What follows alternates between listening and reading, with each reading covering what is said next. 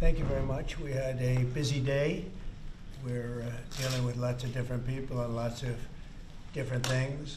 We had some terrific people in today and trying to solve some of the problems that are going on in the country and outside of the country. We're doing very well with respect to other countries really behaving on taking the criminals that they sent into our country, and we're getting them out. These are some of the worst people on earth, and they're getting out and they're being accepted back in their countries, as you've heard, without exception. So a lot of people thought that was not going to happen, but it's happening very full force. And we're getting some very, very dangerous people out of our country, which is very important. Will, perhaps we'll go through the first one, please. Yes, sir. So earlier today, before the press came in, you signed a commission appointing Chris Wright to be your next Secretary of Energy. We have another commission prepared for your signature, sir. This is Doug Collins to be Secretary of the VA, Doug Collins of Georgia. Two very good men.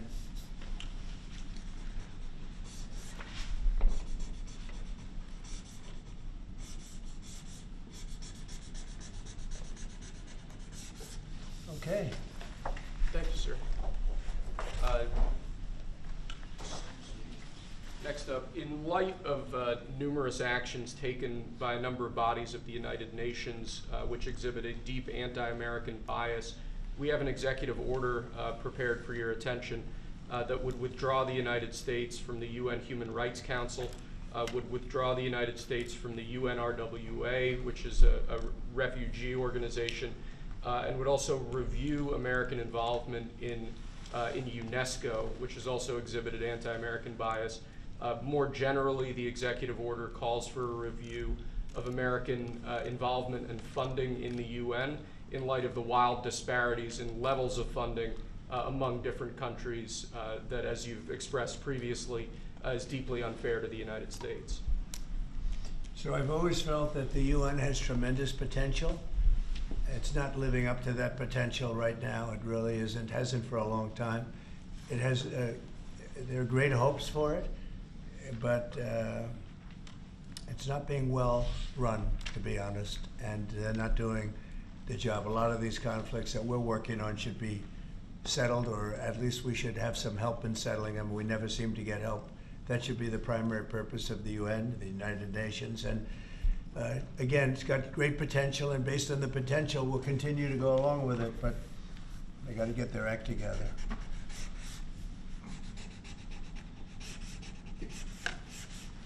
What would they need to do, sir, to get their act together? Well, they got to be fair to countries that deserve fairness. They have some countries, as you know, that are outliers, that are very bad, and they're being almost preferred as countries to those that do their job and are doing a good job, and they have to really, they're going to end up losing, a lot of countries, they're going to end up losing their credibility like other organizations, and then they're going to be nothing. The potential of the United Nations, and not everybody agrees with me on this, the potential of the United Nations is fantastic if properly run.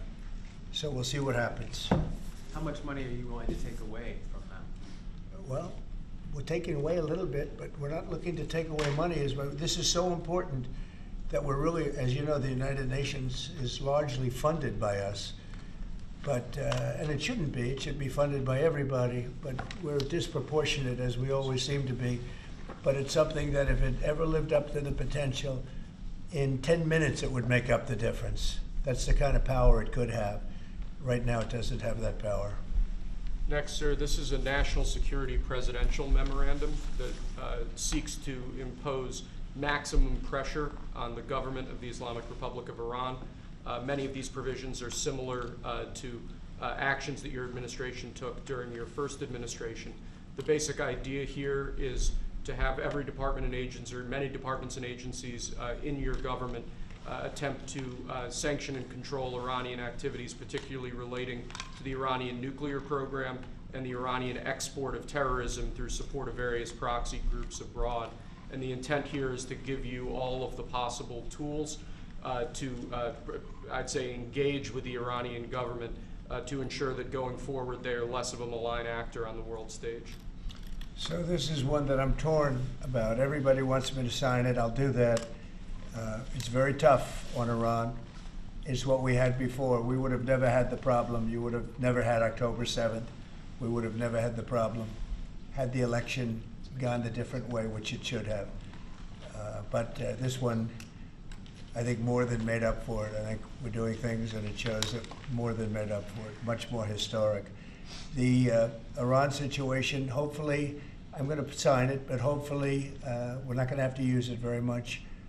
We will see whether or not we can arrange or work out a deal with Iran, and everybody can live together, and maybe that's possible, and maybe it's not possible. So I'm signing this, and I'm unhappy to do it, but I really have not so much choice because we have to be strong and firm, and I hope that it's not going to have to be used in any great measure at all. It'd be great if we could have a Middle East and maybe a world at total peace. Right now you don't have that. When I left, you had peace all over the world, and now you have the world is blowing up. As you know, Bibi is coming in to see me later. Others are coming in to see me. We'll see what we can do. But I'm signing this, and hopefully it will be a document which won't be very important, will hardly have to be used. So what kind of deal would you be prepared to Well, make we're going to with Iran? see. I mean, we're going to see. They cannot have a nuclear weapon. With me, it's very simple. Iran cannot have a nuclear weapon. Do you support We don't want to be tough on Iran. We don't want to be tough on anybody, but they just can't have a nuclear weapon. Do you Mr. support President, are you going to retaliatory- engage in conversations with your counterpart in Iran? I would. Do you want to block the sale of Iranian oil to other nations? Well, we have the right to do that, and that's what I did before, and they had no money. They wouldn't have had the money for Hamas or Hezbollah and anybody else. It could have been solved. This thing, it just, if things went the way they should have, this would have been over long ago, but it's not over. How And, close do you think Iran is to developing a nuclear weapon? I think they're close. I think they're close. They're too close. But again, you could go back 4 years, I would have said they would have had it during this intervening period. But they're pretty close, Peter. And why say that you're unhappy to sign it if it's Iran and their proxies who have threatened to retaliate against you and your team by killing you guys for taking out Soleimani? Well, they haven't done that, and that would be a terrible thing for them to do. Not because of me. If they did that, they would be obliterated. That would be the end. I've left instructions. If they do it, they get obliterated. There won't be anything left. And they shouldn't be able to do it. And Biden should have said that, but he never did. I don't know why. Lack of intelligence, perhaps. But he never said it. If that happens to a leader, or close to a leader, frankly, if you had other people involved also, you would call for total obliteration of a state that did it. That would include Iran. So I'm signing this, and it's a very powerful document, but hopefully we're not going to have to use it. Mr. President, if the Prime Minister today were to ask your help in striking at Iran's nuclear facilities to prevent the kind of progress towards a nuclear weapon, would you give him the green light? Would it, either to do it himself or for the U.S. to participate with him? I don't know that that's what he's going to be asking for. I have no idea that it is. You're telling me. We're going to have a pretty long meeting. We're going to be discussing a lot of things, not only that, but a lot of things. And I'll let you know if the time comes to let you know. But right now, that's not something that I can discuss. Mr. President, when you said if they do it, they get obliterated. Just to be clear, you're talking about if Iran made an attempt on your life. Yeah, that would be called total obliteration. And I can't imagine they do that. It should have been stated by Biden, but he didn't state it because he had no clue, as you know, as Mr. everybody President, knows. what is your vision actually for relationship Do you have with anything Iran? else? No, that's all we have. My vision for For a what? relationship with Iran, and what do you? What I'd do you love to think have a Israel good would- relationship with everybody. They can't have a nuclear weapon. That was the only thing that was very important. They can't have a nuclear weapon. Beyond that, it would be very tough if they insist on doing that. They have some of their leadership, I can tell you right now, and maybe you know it, maybe you don't, but there are many people at the top ranks of Iran that do not want to have a nuclear weapon just for that very reason. Mr. President, what's your reaction to China's retaliatory tariffs? It's fine. It's fine. We're going to do very well against China and against everybody else. Right now, they've taken advantage of the Biden administration like I've never seen. I've never seen. The deficit with China is about $1 trillion. Think of it, $1 trillion. They're using our money to build their military. And Biden let that happen. You know, we're taking a lot of fires here. We came back. This is like a different place. The good news is we're doing very well. We're doing well with countries that nobody expected we'd do well with. We are respected again as a nation. Maybe at a level that people haven't seen for many, many decades. But when I left, we didn't have any wars. I defeated ISIS, 100% of the ISIS caliphate, and now the world seems to be ready to blow up, but we'll see if we can stop it. Mr. President, President, update Have about when the you'll speak to Iranians President about Xi? any kind of Say deal? it. Have you reached out to the Iranians about any kind of deal to start those I would discussions? reach out. I mean, I have nothing. I say I'm one that doesn't care whether I reach out or they reach out. A lot of people say, "Let them reach out, sir." And that, to me, it doesn't matter. It's That just hasn't it's started just yet? talk. But I want to see everybody do well. I want to see great countries, and I want to see peace in the Middle East and elsewhere. We're also working very hard with respect to Russia, Ukraine. That's a bloodbath. It's a total bloodbath. What's going on there is incredible. What's going on with the soldiers, young soldiers being killed by the thousands. I mean, literally by the thousands. And we want to see if we can get that stopped. And I think we've had some very good talks. Any update on when you would speak to President Xi, sir? Any update on when you would speak to President Xi? No, we'll speak to him at the appropriate time. I'm in no rush. I'm in no rush. Do you- At the appropriate Do you think that conversation can lend itself to the type of freeze that it meant for the tariffs for Canada and Well, Mexico? we'll see what happens. I mean, well, there's a short-term freeze with Mexico, and, as you know, and with Canada. But they've agreed to be very, very strong on the border, stronger than they ever were by far, by a factor of about 30.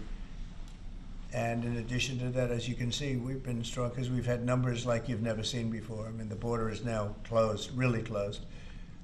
And with that being said, we're letting good people come through, and we want good people to come into our country.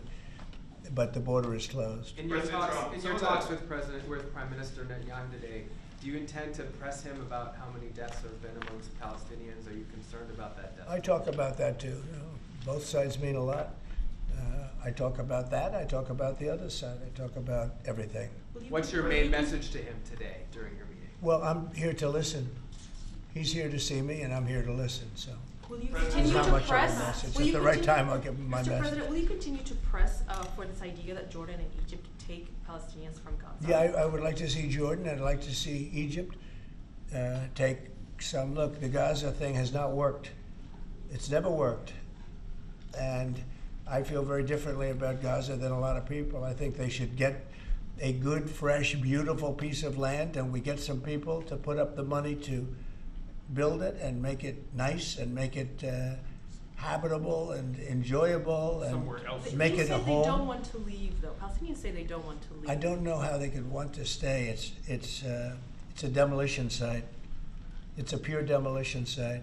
If we could find the right piece of land or numerous pieces of land and build them some really nice places with plenty of money in the area, that's for sure, I think that would be a lot better than going back to Gaza, which has had just decades and decades of death. Where would those pieces of land be? Well, if they those could Arab be in countries Jordan, don't want and they to could go? be in Egypt, and they could be in other places. You could have more than two, more than one, but you could have more than two. And you'd have people living in a place that could be very beautiful and safe and nice. Gaza's been a disaster for decades. Would the U.S. pay for that? I don't think Contribute? I don't Would the think the United UN States would pay, but I think there's plenty of people that would in the area. They have a lot of money. They certainly have a lot of money. Some of the countries over there, they'd like to see it. I know that Saudi Arabia wants to see peace. I can see that. And many of the countries there, as far as I'm concerned, they all want peace. I think, maybe I'm wrong on this, but I think Iran would like to see peace too. They've had enough. Don't you think they've had enough? But the leaders of Egypt and Jordan have said bluntly they have no interest in doing this. Well, they may have said that, but a lot of people said things to me. They said they wouldn't take anybody back in Venezuela, and right now they're flying them right back into Venezuela. And a lot of people, and they're doing the right thing in Venezuela. The Panama Canal is an active discussion right now. They said things about that, and virtually everything that's been said has been incorrectly stated based on the result. Doesn't that amount to forcibly displace, or wouldn't that amount to forcibly displacing those people from Gaza? If I don't say think they so. want I think to? if they had the opportunity, they'd love it. If they had an alternative to Gaza. They have no alternative right now. I mean, they're there because they have no alternative. What do they have? It is a big pile of rubble right now. I mean, have you seen the pictures of it? Have you been there? It's terrible to live. Who can live like that? And very dangerous. There's shooting all over the place. There's bombing all over the place on both sides. Now, I would think if they had an option of moving to an area, either in a large group or various smaller groups, and take care of the close to 2 million people, I would think that they would be thrilled to do it. They have no, when you say about the Gaza Strip, they don't have an option. To be clear, you're saying they'd be thrilled. Very dangerous. They'd be thrilled to leave Gaza. Oh, I think they'd love to leave Gaza if they had an option. Right now, they don't have an option. What are they going to do? They have to go back to Gaza. But what is Gaza? There's practically not a building standing, and they're very dangerous. Those buildings are shifting, and they're falling down all over the place, and there's gunfire all over. It's going to be that way for a while. Mr. President, wouldn't it have made more sense to evacuate people while the war was ongoing rather than now when there's a ceasefire? Which is what you're talking about. When it was more dangerous when there were strikes overhead than now. Well, the strikes could start tomorrow. There's not a lot left to strike. Exactly. It's a demolition site. The whole place is demolished. It's unsafe. It's unsanitary. It's not a place where people want to live. Mr. President. Nobody's got. They have no alternative but to go back. If we gave them an alternative of living in a beautiful open place with some, nice quarters there, nice housing of sorts, and we have the money in the Middle East to build that. Do you support Israelis actually moving back and creating setup buildings? Not necessarily, no. I just support cleaning it up and doing something with it, but it's failed for many decades. And somebody will be sitting here in 10 years or 20 years from now, and they'll be going through the same stuff, the wars. And they've had civilizations on Gaza, many civilizations on Gaza, and they're buried in the sand. Secretary It Rubio. doesn't seem to work. Secretary. Elon Musk, Yeah. thank you, sir. On Elon Musk, how often are you talking to him? And have there been ideas that he's brought to you that you've said, oh no, wait a minute, this is going a little too far? Well, many ideas, but look, he's done a great job. Look at all the fraud that he's found in this U.S. AID. It's a disaster what the people, radical left lunatics, they have things that nobody would have even believed.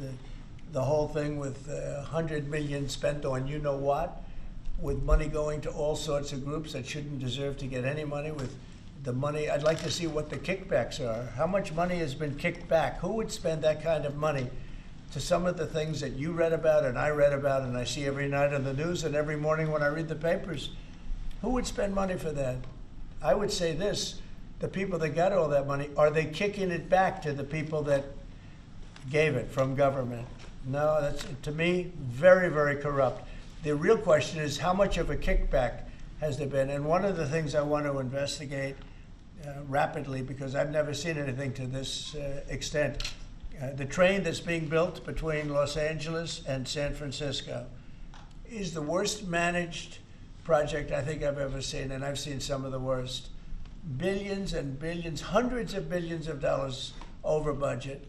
In fact, I read where you could take every single person that was going to go on the train and get the finest limousine service in the world and take them back and forth with limousines, and you'd have hundreds of billions of dollars left over. It is the worst thing, and we're going to start an investigation in that because it's not possible. I built for a living, and I built on time, on budget. It's impossible that something could cost that much. And now it's not even going to San Francisco, and it's not going to Los Angeles. They made it much shorter. So now it's at little places way away from San Francisco and way away from Los Angeles. No, we're going to start a big investigation on that because I've never seen anything like it. Nobody has ever seen anything like it. The worst overruns that there have ever been in the history of our country. And it wasn't even necessary. I would have said, you don't buy it. You take an airplane. It costs you $2. It costs you nothing. You take an airplane. But this got started, and if you have to, you drive. You can drive. Are there other agencies? They have hundreds of billions of dollars of cost overruns, and it's not even the same project. It's much shorter. It's way outside of San Francisco and way outside of Los Angeles.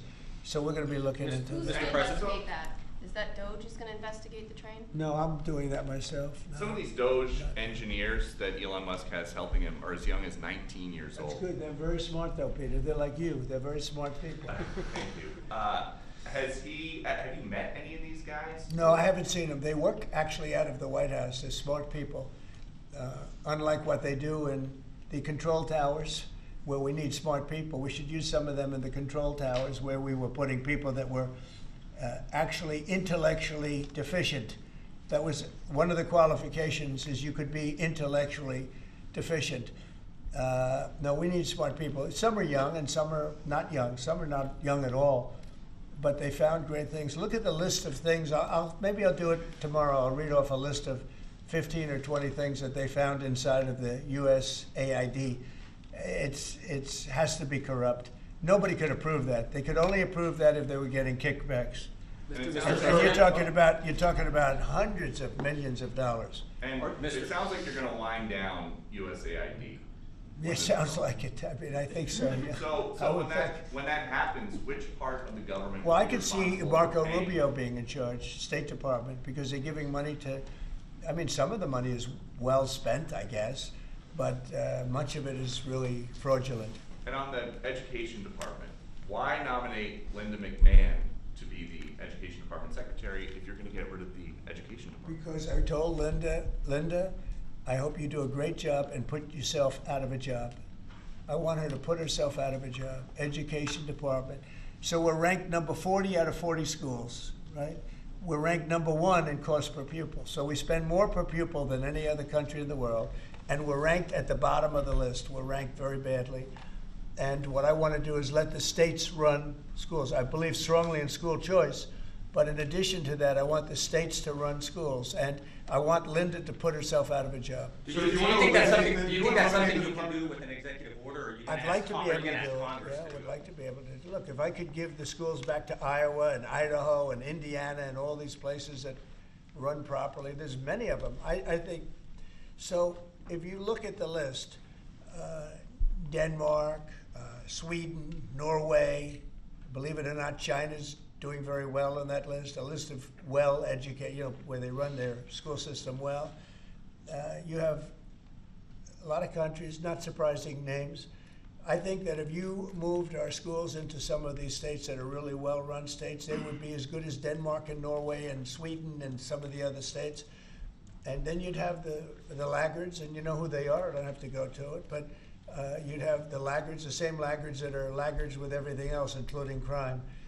But even them, you'll break it into systems. As an example, if you went to New York, you go to Westchester County, you go to Dutchess County, you go to Suffolk and Long Island and Nassau and Long Island. You have maybe 6 or 7 locations, and you have New York City, which would include the 5 boroughs. And I think even that would run much better than it does right now. Same thing with Los Angeles or California. You'd have Riverside. You'd break it up into 6 or 7, but most of them would be states, and you'd have one. Like in Iowa, you give it to the state of Iowa. You give it to the state of Indiana. You give it. These are really well-run states. They don't have debt. They don't have problems. They don't have any crimes, relatively speaking, to speak of. And you would have education that would be the equivalent of Norway and Denmark and various other places that are at the top of the list. So we're at the bottom of the list, and we're the most expensive. We're at the top of the list when it comes to cost per pupil. We spend more money per pupil than any other nation in the world, and yet we're rated number 40. The last ratings came out, you saw them. So they talk about 40 countries. We're rated number 40. And I say that if we did this, we would we would go 20, 30 notches up. We could do great. And we would have some of the best districts in the world. But are you looking to do that with an executive order, sir, or do you need to work with Congress? Well, and there are the some education people that department? say I could. I think I'd work with Congress. I think we'd have to work with the teachers union, because the teachers union is the only one that's opposed to it. Nobody else would want to hold them back. Look, we have to tell the teachers union, we're rated last in the world in education of the top 40. We're rated last. We were 38. Now we're 40. We went to 39. We went to 40. We're 37. But we're at 40 now. The thing just came out. That's under Biden. Remember that. Secretary Rubio announced a deal this week that would allow potentially American citizens who are criminals to be put in a different country. Is that something you're looking to do? No, I didn't know that he announced that yet, but if he did, it's fine, yeah. We have hardened criminals, horrible people. You see him pushing people into subways. The train is coming. Last week, guy walking around and just sees somebody waiting for the train. Train's coming 40 miles an hour, and he gets pushed into the subway. And that happens all the time. These are sick people. If we could get them out of our country, we have other countries that would take them. It's no different than a prison system, except it would be a lot less expensive, and it would be a great deterrent. Send them to other countries. If we could go a step further, in other words, we're talking about getting the criminals out of our country that come in through other countries illegally, right? The illegal migrants, as I call them. Well, we have people that are just as bad as them in our country. If we could get them out, I'd be very happy. El Salvador said that he would wanted you to pay a fee for that. Would you pay that? Well, it's a very small fee compared to what we pay to private prisons. But under what And a authority? very, very small fee. I don't know, we'll have to find that out legally. I'm just saying, if we had the legal right to do it, I would do it in a heartbeat. I don't know if we do or not, we're looking at that right now. But we could make deals where we'd get these animals out of our country. And you know, if you take the shooters, the people that hit old ladies in the back of the head with a baseball bat when they're not looking, that walk down the street, the people that you see it, the people that take out a gun and shoot you for no reason at all.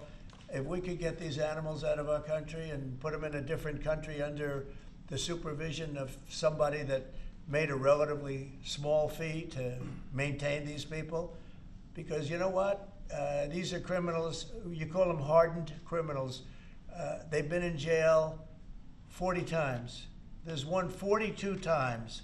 And every time the person gets out, it's a he. Every time he gets out, he commits another crime within 24 hours. And it's a heinous crime. It's a rough crime. We don't want these people in our country either. We don't want them in our country. If we had the option to get them out and let them be based in some other country at a fraction of the cost, and frankly, they could keep them, because these people are never going to be any good. That person that has been arrested 42 times or 22 times or 17 times and is all in for manslaughter and everything else, and only gets out because of a very weak judicial system that only goes after people like Trump. They don't go after the criminals. They don't go after people like this. And they laugh at our law. If that took place, you would have a lot less crime automatically. So, Is there exploring whether to allow this? On Guantanamo Bay, is there enough space there to accommodate? There's a lot of space to accommodate a lot of people, yeah, so we're gonna use it. Can you talk a little bit We more have it, about it's why? already up, we have it for nothing. But we can do less expensive and even more secure. We've had other countries come to us saying, we would love to do that. We would love to take your criminals and we'll maintain that. We'll be their jail. And I'm only talking for the most severe cases. Like, I watched that guy on tape pushing the man into the subway last week. That man that did that is a real bad guy. Many, many arrests. And do you think you're going to convince him someday to be good and a wonderful, wonderful citizen for our country? It's never going to happen. I want to get those people out. I'd love to get them out along with the illegal migrants. The migrants are rough, but we have some bad ones too. I'd like to get them out. It would be all subject to the laws of our land, and we're looking at that to see if we can do it. What other countries have offered to take American citizens? Say it? What other countries have offered to take these American citizens? Numerous, many. Could you And list Marco them? brought it up today. I'm glad he did, because a lot of people are thinking it. when I watch some of the crimes being committed in New York City and Chicago, look at Chicago, the volume of crime that they have and the viciousness of the crime. These people are horrible people. And if somebody thinks they're going to be wonderful citizens someday, they're wrong. It's not going to happen. It's not going to happen. They're bad. These are hard, tough criminals. In many cases, they're crazy. They're absolutely crazy. But they're very dangerous. If I could get them out of the country and be in some other country where they're glad to have them because they make a small fee compared to what we'd pay to a private prison or to, put them in one of our prisons that cost even more money, I think it would be great. I'd love to get them the hell out of our country. Thank you very much, everybody. Guys, thank you guys. President Trump, Let's go. we even win the Super Bowl. Thank you. I don't want to say, but there's a certain quarterback that seems to be a pretty good winner. And just last one, because you mentioned it many times. What do you think about Joe Biden signing on with a talent agency? You got to be kidding. He signed on with a talent agency? He does. He's got some entertainment agents now. I think he's got bigger problems than that. I really do. I think he's got much bigger problems than that, but I wish him well. We inherited a mess. This place is a mess, but it's quickly being solved, the problem. We're going to make America great again. Thank you very much. All right, guys, let's go. Thanks, guys.